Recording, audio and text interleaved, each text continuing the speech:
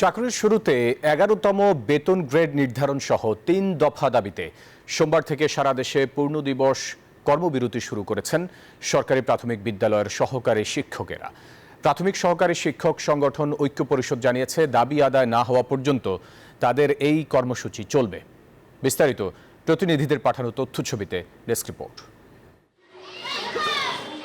প্রাথমিক ও উপানুষ্ঠানিক শিক্ষার মনোনয়নে সহকারী শিক্ষক পদকে শুরুর পথ ধরে ১১তম গ্রেডে বেতন নির্ধারণ, ১০ বছর ও ১৬ বছর পূর্তিতে উচ্চতর গ্রেড প্রাপ্তির জটিলতা নিরসন এবং প্রধান শিক্ষক পদে শতভাগ পদোন্নতি সহ ৩ দফা দাবিতে আন্দোলন চালিয়ে যাচ্ছেন শিক্ষকরা।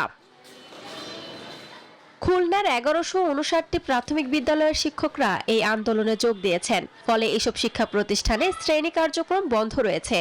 অধিদপ্তর আমাদের বিষয়ে কোনো এখন ইতিবাচক সাড়া দেয়নি বলে আজকে থেকে আমাদের পূর্ণ দিবস কর্মবিরতি চলছে।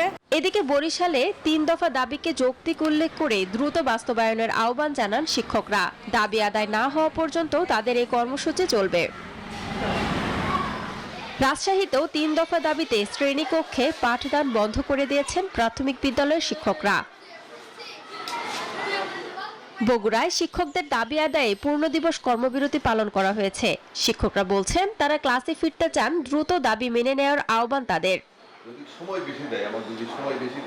তবে কিশোরগঞ্জে কেন্দ্রীয় কোনো নির্দেশনা না পৌঁছানোয় প্রতিদিনের মতোই ক্লাস হয়েছে। আমরা এখন পর্যন্ত কোনো নির্দেশনা পাই নাই, কোনো মেসেজও পাই নাই যে কর্মবিরতি করতে হবে। আমরা তো আমাদের মতো কাজ করে যাচ্ছি। এছাড়া দেশের বিভিন্ন স্থানে কর্মবিরতি পালন করেছেন প্রাথমিকের সহকারী শিক্ষকরা। এর আগে ৩ দফা দাবি আদায়ে প্রাথমিকের সহকারী শিক্ষকরা রোববার পর্যন্ত অর্ধ দিবস কর্মবিরতি পালন করেন। দাবি পূরণ না হওয়ায় পূর্ব ঘোষণা অনুযায়ী পূর্ণ দিবস কর্মবিরতি শুরু করেন সহকারী শিক্ষকরা। শান্তা ইসলাম, ডেস্ক রিপোর্ট, নিউজ 24।